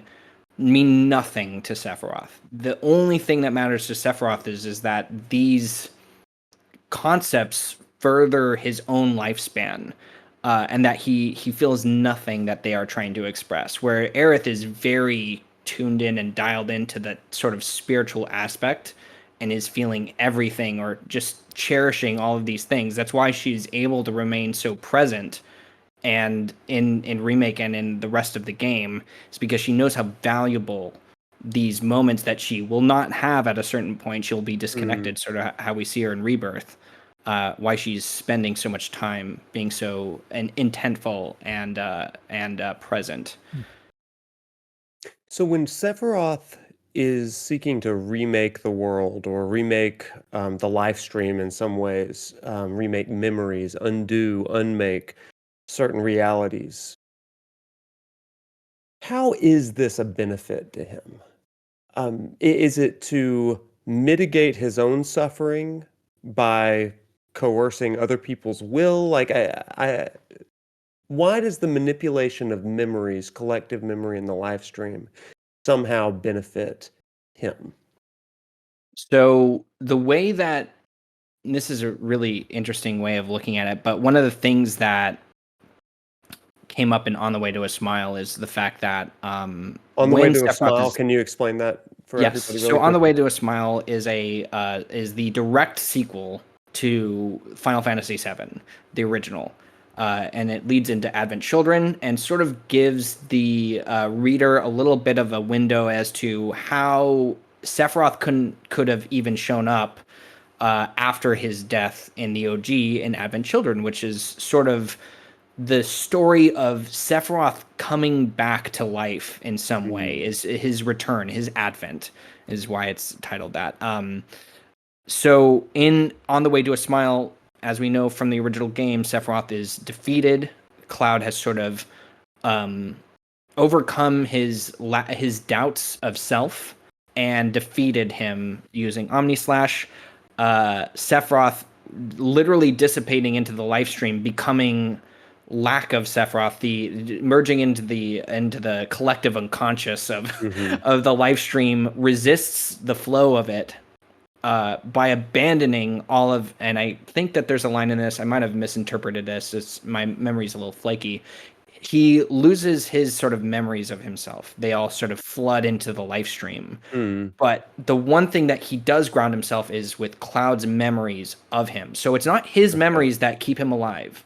It's directly Cloud's memories in the live stream that keep him grounded in his sense of self. The only thing that Sephiroth is concerned with is denying death, sort of the satisfaction of ever sort of having any control over him. He is the dominant. He wants that. He does not want to lose a sense of self. So whatever image of him that allows him to exist is enough satisfaction for him to continue to exist. So the way that On the Way to a Smile literally describes it as long as people remember him or the suffering that he's caused, he will continue to exist. That's what keeps him alive. It's a little So Neil Gaiman, American Gods in there. A little. Have you read American Gods? no, Okay. I don't read. It's TV I shows. read Except Final on the Way to a Fantasy Smile. VII. It all comes back to that. The premise of American Gods is that it's the worship and remembrance of gods that creates new ones or keeps them alive. So there's like Zeus and these old gods that people worship, but then there's new gods that start to emerge, like technology and internet and things like that. Oh, that's crazy. It's it's a great story. If you Actually were sounds amazing. if you were to start reading Yeah. then This would be a good It's one. a great audiobook too, though. If you're into that kind of stuff. Anyway, I sorry. would definitely check that out. Yeah. I know This that there's is- a show coming out too for that. So Yeah. I'll There probably are. check that out. There is. This is such an interesting way of looking at it. So in religious studies, we oftentimes talk about there being a very close relationship between love and hate, or reverence and fear, right? And Sephiroth creating these nonstop, continuing, infinite memories has leaned more into and even says this in Rebirth, the confluence of emotions and the power of Yes. suffering, and the planet feeds on these negative emotions, and they linger longer than what Aerith is trying to do, which is spread this idea of peace and love, perhaps, and a positive memory and acceptance. Um, and it's like you're the first person that's really been able to help me think about this in this particular way. The reason why Sephiroth may want to summon Meteor and want to create worldwide catastrophe and suffering is because that makes him immemorial, right? He's beyond forgetting because he is the catalyst for all suffering for all time. And if So- you go ahead. I was going to say is that this is what directly feeds into Advent Children's plot is that so in On the Way to a Smile, the mark of Sephiroth's suffering is called geostigma. It is the disease that people are infected with in life. But the idea of it is that once those souls die, on like their lives are over, is that the sickness clings to their energy, their life force, their spirit, and in death is then used to feed Sephiroth's ultimate goal. So to your point is that as worlds also end, they are also being used in this way to feed the planet, his world, in order to continue his essentially add on to his lifespan. Yeah. So every death of a world is just continuously spinning him into this, into this really interesting state of being, which is only so the way I've described it in the past to myself is that at first Sephiroth is just the image of himself, and that is his sort of source of strength, is his own image. Then it is Cloud's suffering that becomes his sort of source of life. In Remake and Rebirth, it's so much bigger than that. Cloud is still his heart, the heart of like his self, but he is now he now is suffering incarnate. He only exists if the world is somehow suffering. So it just has opened him up to become this force rather than just him. This is just so perfect. I don't know how familiar you are with the core tenets of Buddhism, but this is directly right into it. One of the things that I'm going to be talking about in a future He's doing video a bunch essay. of research for a video. It may be out the same week as this conversation. It but will now. nice. I can tell there you are that. there are four key I'm well. There are four key truths about Buddhism, noble truths, they're called. And the first one is that suffering exists. Okay, that's where everyone begins. And the reality is, you look around the world, it's not a stretch of the imagination. You see suffering. It's internal, external, all over the place. The second one is that suffering has a cause.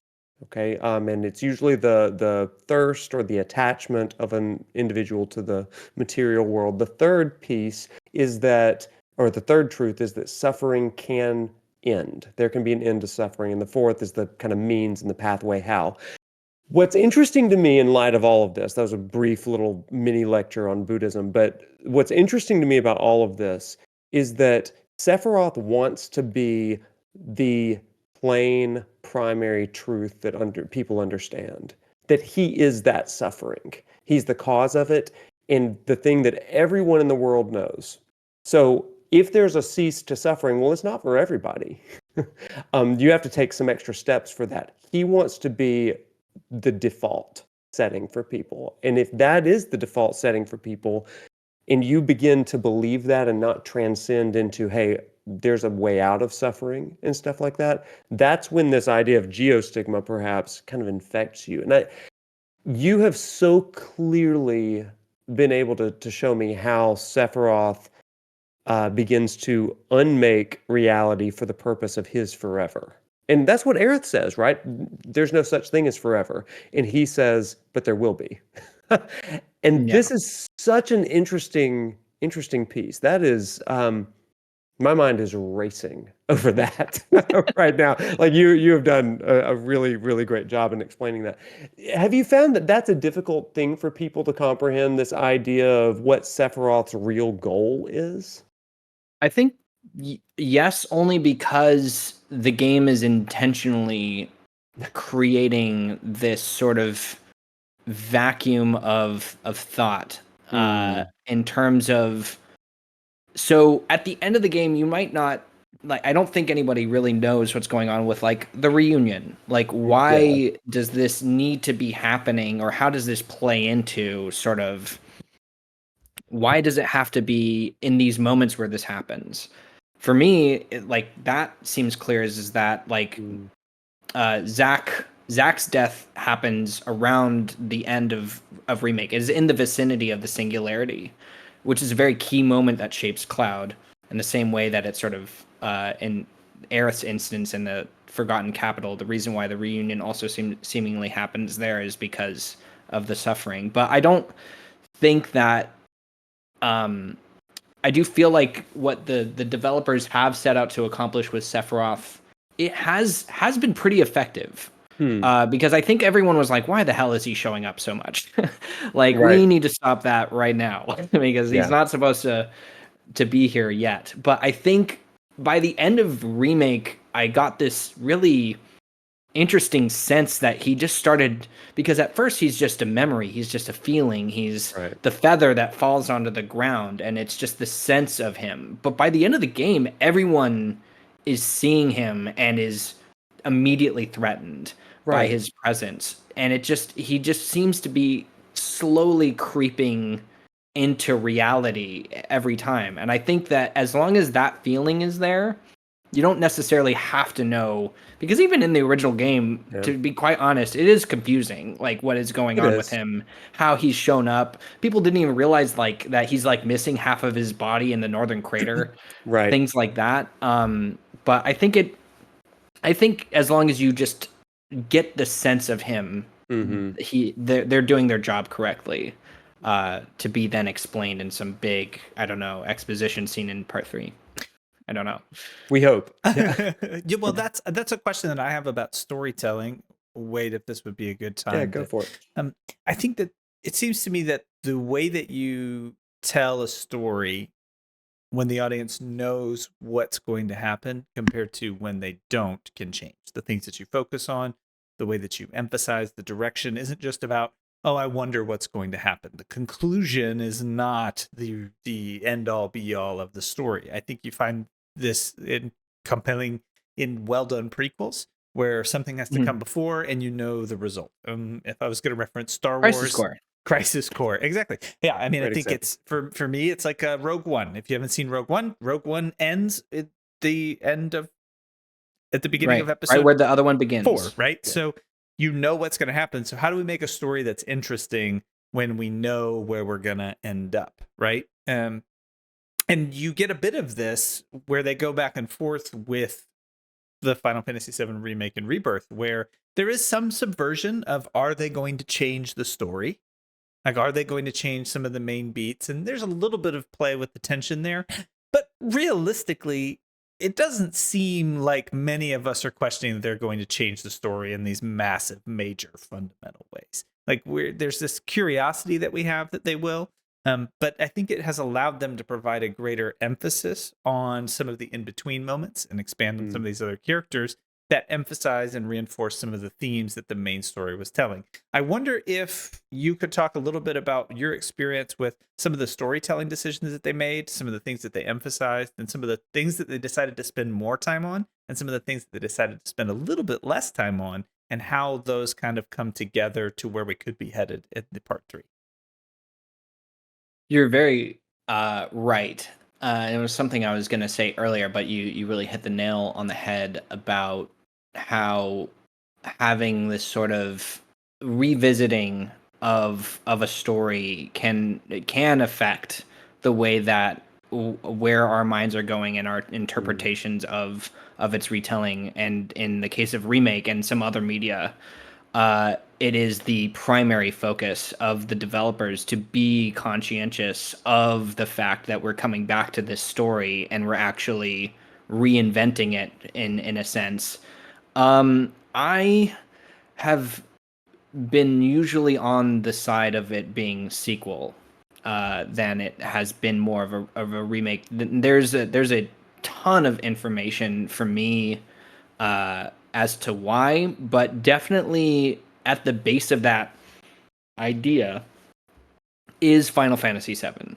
It is still Final Fantasy VII, and I think the idea is to add clarity, unify the story from its sort of, sequels and prequels, and sort of make it more streamlined. And I think sort of what Professor Noctis said, like, to properly see like Crisis Core as a prequel, to properly see remake as sort of like what it is, and sort of like get a better sense of what makes Final Fantasy VII such an impactful story, and to just amplify those elements. So one of the things that has stuck with me ever since reading it is there's the DVD extras of Advent Children. Nojima starts talking about the end of the movie, and he says very specifically that while Cloud has sort of overcome Sephiroth again and sort of has defeated sort of and recognized his emotions, that he needs to start dealing with like these sort of tragic things, is that this is just the beginning of Cloud's journey towards acceptance of himself and towards all of this loss and tragedy. And that stuck with me because going back to remake, the thing that Cloud immediately has to start facing is Sephiroth. And not a Sephiroth that is present Sephiroth, but a Sephiroth who knows that this is a Cloud that is probably going to, at the end of this story, be rid of him forever. So rather than Sephiroth only encompassing his past and getting over his past, it's dealing with everything that has happened between then, all of the doubt, everything. So that's what makes it a sequel to me, is that we are expanding on and furthering the discussion of Cloud's mental state. We are elaborating on the suffering he is kind of finally going to be going through all of this. The real examples, like the tangible examples of this sort of sequel behavior, come in with the live stream sequence from Rebirth, which to me is a perfect illustration of Sephiroth and on the way to a smile. Because one of the very first things that you notice about the scene is that this is Tifa in the live stream, who's been abducted by a weapon. We can get into that later. Just a giant whale. Goes into the live stream and is sort of experiencing Cloud's perspective of these memories. It's not her perspective that she's seeing. She is living through Cloud's memories.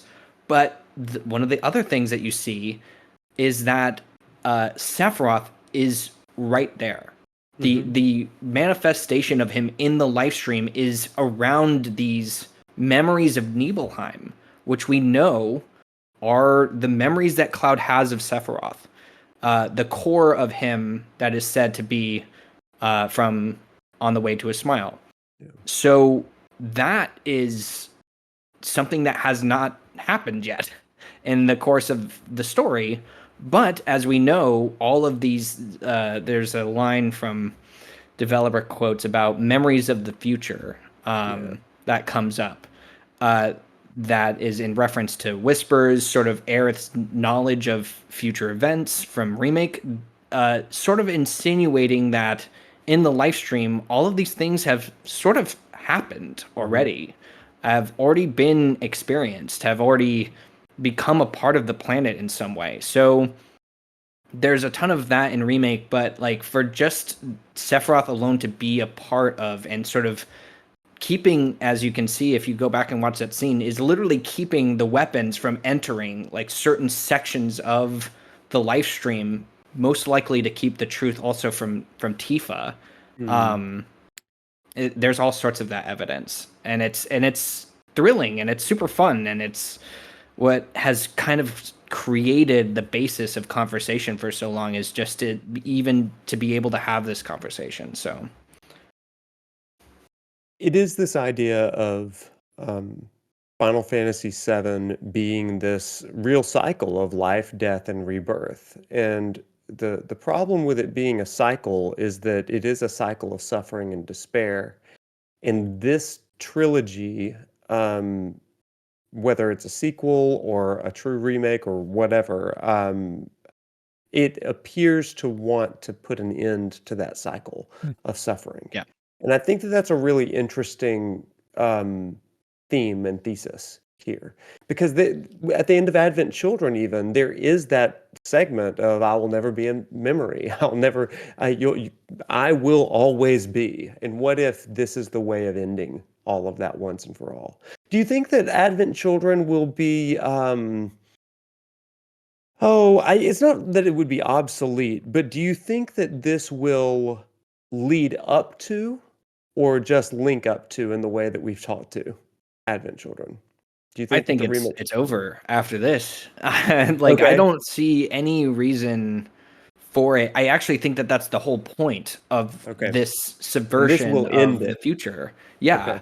Okay. Just because I think the idea is to undo the damage Yeah. of what Sephiroth has caused in the future. I think that all of this is Interesting. happening because of this thing, but to, I think, undo that and free us of Mhm. what Advent Children sort of led up to, or the path to Advent Children, is to end the entire thing, is to have that resolution with Cloud. There's no reason to go back to Yeah. that story. There's no reason for Cloud to suffer over this anymore. I think, again, if you just watch all of the media in the form that it came out, Mhm.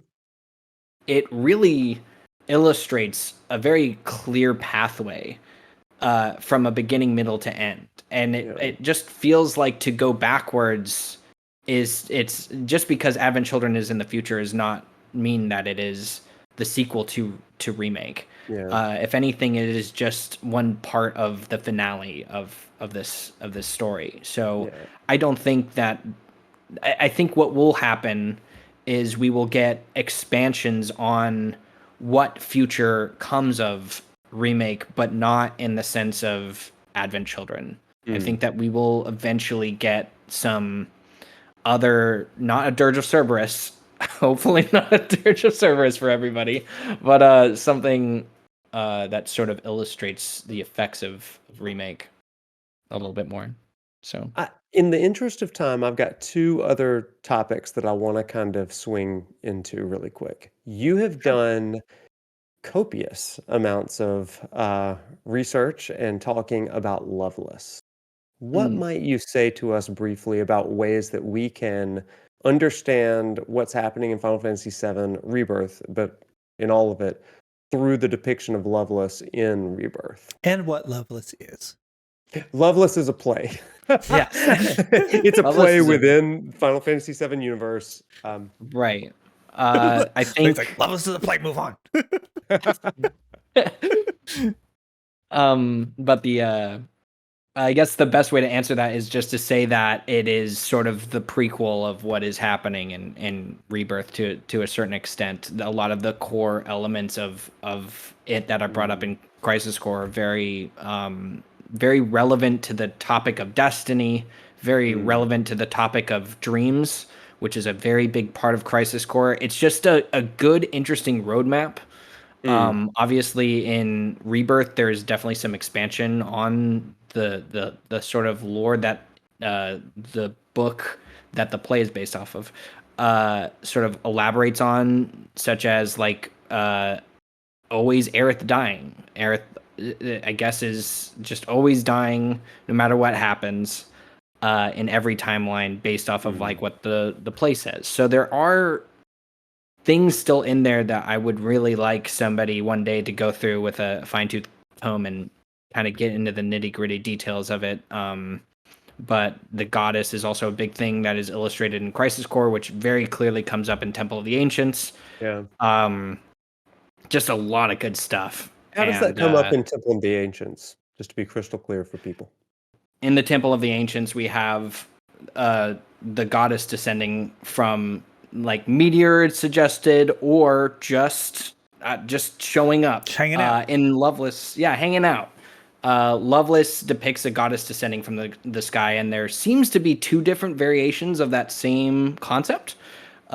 So the whole thing that I've also just been trying to get through in my own like mind is trying to wrap my head around, is this just meant to depict Genova's arrival, which we know did come down from some sort of like body in space, and then is there truth to the goddess tale that doesn't connect maybe directly to Genova, that one suggests sort of a positive direction for the world, and the other interpretation is destruction, which the way that Crisis Core illustrates it is salvation or destruction is sort of how these things are interpreted, which is very clearly illustrated in White and Black Whispers in this new variation. So Crisis Core only illustrated one goddess, but two outcomes. And Rebirth is now establishing that there are two goddesses, and also this shows up in the card game. Queen's Blood is also being something that shows up. It's just a very interesting sort of look, and also just for the sake of, it's an interesting way to sort of see how things are expanded upon from other titles like the compilation. So clearly there are notes that have been taken, and some really just a lot of time and care to all of these elements kind of making their way into affecting and influencing the direction of the new re-trilogy. So it's very cool. It is really cool. And I think that Loveless moves from being just a simple kind of side mission, sort of fun sort of thing, into something that helps us think deeply about the world. It's world building, and it also teases out some of the core themes of the entire game. And so, for everybody listening, go back and replay Loveless, thinking in terms of what is this larger implication, especially in light of Crisis Core and stuff like that. I have one final topic that I want to bring up just for a few minutes. And we've already talked about the live stream sequence in Rebirth. I'm curious about what you hope for in the live stream sequence in Part 3. So there's a lot. It is. I think this is also one of the reasons why I very much enjoyed the delay of Aerith's burial scene. I think that's just ultimately we're just getting all of the emotional punches pulled at the end with that sequence in particular. So in the live stream sequence, we do see very clearly illustrated from the original game that It is sort of a coming together moment for Cloud's sort of psyche, a sort of stitching together, so to speak. Mm. Um, but in the same vein, there's been a lot of expansion on just the concept of what the live stream is, characters that are involved in that, and then also from Rebirth's perspective, new things that Cloud needs to realize in order to sort of fully come into himself, to Mm. feel okay and to deal with some issues. So, uh, overall, I would just really like to see the Aerith sequence there, all of it, in the way that I think the players remember it. I think Okay. that that would really highlight a lot of interest and a lot of goodwill. I think it would generate. And then on top of that, just knowing that Sephiroth is also present in these moments in a very real and tangible Mm. way in these memories, I think is going to be a very interesting way of depicting that sequence. It's gonna Right. be it's all the trimmings of remake and all of the best parts of it and the worst parts of it are for sure for people are gonna be in there. I personally am just only looking forward to it in like the most ecstatic way. It's really, really interesting. I don't know. Is there anything in particular that you're looking for in that? Oh man. Ooh, Uno reverse card. It's Excuse me, the reverse. non-named card game for You know, copyright reasons. Reverse card. you know, I think that my biggest hope is that whatever they do is that they really stick the landing. I think that they've created such ambiguity that they need to make good on it in part 3. And so I think that even if they don't fully explain what the whispers are, I think that we need to have some level of understanding and reasoning for why that this has been the way they were wanting to tell this story. And maybe that comes in the live stream sequence, maybe it comes in the final act, I don't know. But that would be my biggest hope. Now, as far as like a fan servicey thing, and this is where people would be really divided. I want Tifa to continue to be his guide, Cloud's guide, to his rehabilitation, right? But it also makes perfect sense for me that she is a tour guide alongside meeting up with Zack again and Aerith and his mother and others that have been lost. I would like to see not just a recollection of his memories, but all of the memories that have made him, not just the Nibelheim specific ones. I want to see him accept and embrace to a degree the suffering that has been done all throughout his life and all the things that have been repressed. And I think that that's what I would hope for. Um,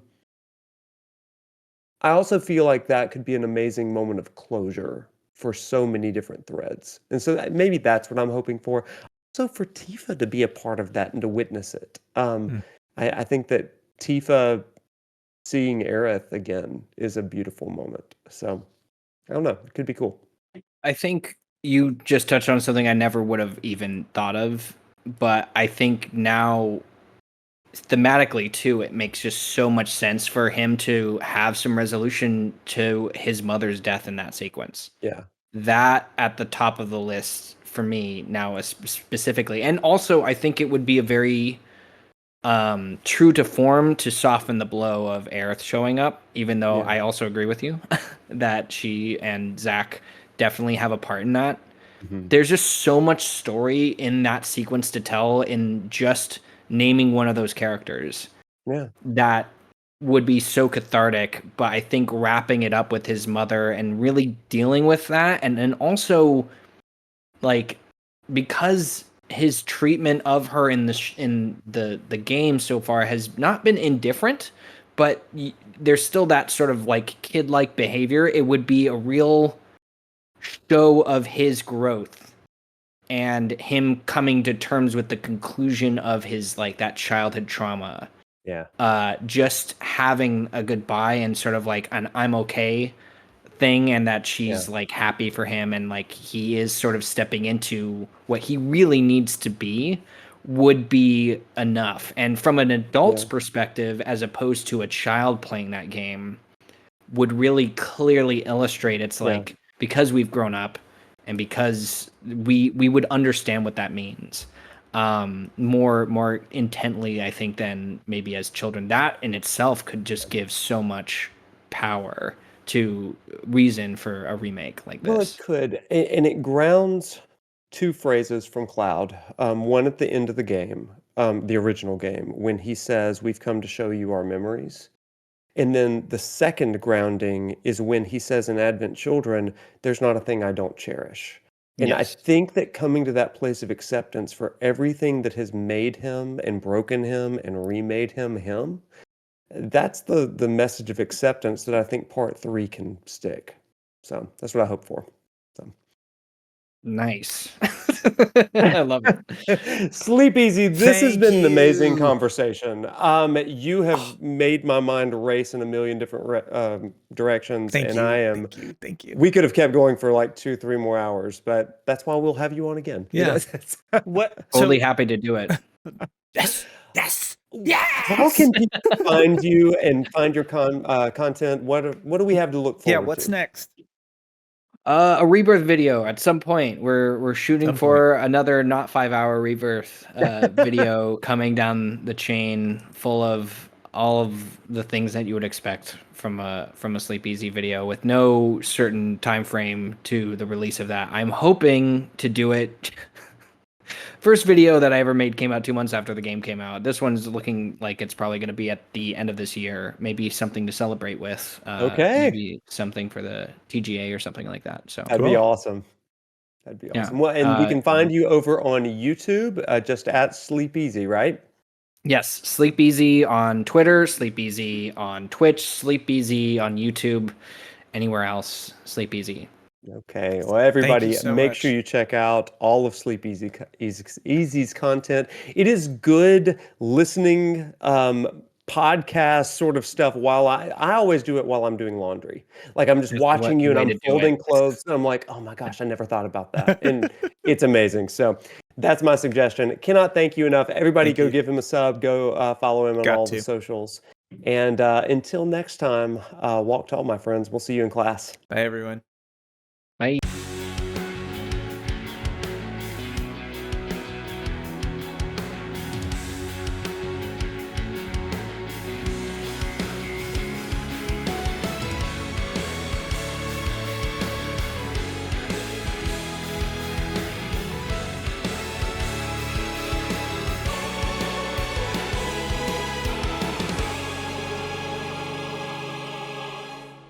Big thanks to Sleepezi for the amazing interview. Thanks for sharing your time and your thoughts with us. Big thanks to Husky by the Geek for our theme song. We really love it and been enjoying it. And thanks to Nick Smith, who does our graphics. But most of all, you guys know what it is.